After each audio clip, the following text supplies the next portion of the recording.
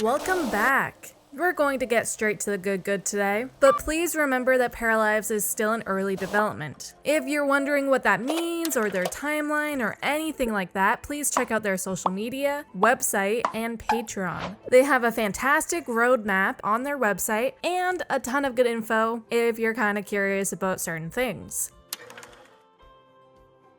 We have 2 community voted questions today. When paras go into rabbit holes, will they be able to get to know their teachers, colleagues, customers, or service staff? Probably. This is great for storytelling purposes, even if the player won't be able to actually see it happening.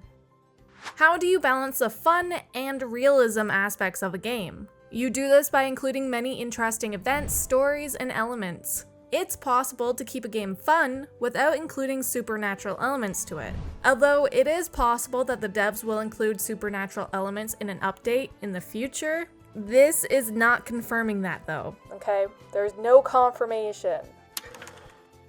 How will the developers approach cultural representation for the initial release? Will there be fewer cultures, but done in a more in-depth way? Or more cultures, but slightly more shallow?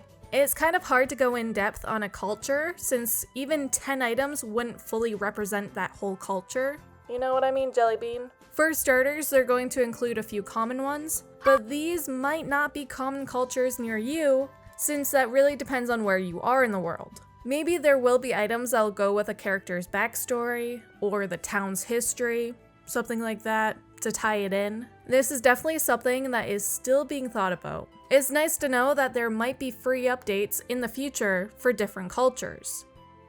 Want to know some of the biggest inspirations for Paralives? Here's a few. Life is Strange for the cozy and personal mood, Zelda Breath of the Wild, and Tunic for the exploration aspect, Stardew Valley, Ooblets, I hope I said that right, and Animal Crossing for many reasons related to life simulation, City Skyline and Planet Coaster for the build tools, and last but not least, Roller Coaster Tycoon because it was a very influential game for Alex throughout his childhood. By the way, I need to do a little shout out to this new game called Dinkum. It's an amazing life simulator town building game that reminds me of Animal Crossing. I've been playing it a lot lately and I highly recommend it. What is something about the development of a game like Paralives that more people should be aware of? That the fewer constraints there are for the players, the more constraints there are for the devs. Also, games like this are usually made by teams 10 times or 20 times the size of the Paralives developer team. It's insane to think about. Next are the live mode questions, answers, and ideas. How would you feel about a scared para having nightmares when they sleep? Or an embarrassed para trying to find a place to hide? Personally, I would love this. I think having mood-specific events would be great. Different rabbit holes will take various amount of time. For example, school or work could be maybe 6 hours long, but your para going to the spa would take a different amount of time because it's a different thing. Yeah, no? Paras being able to write a will is very cool. I like the idea of being able to pass down items or money to your loved ones when you pass away. Alarm clocks could be useful when you want your characters to stick to a schedule. I would like it if they were included in Paralives. I find them pretty handy. It would be nice to have.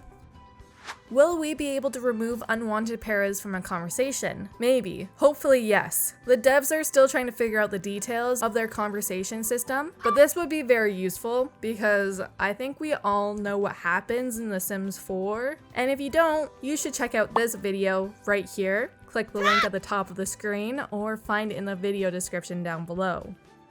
We're all used to the idea of working from home, especially since, well, you know, that thing that happened and is still happening, but started like 2 years ago. You know what I'm talking about. The pandemic. Will the game have work from home options? Maybe.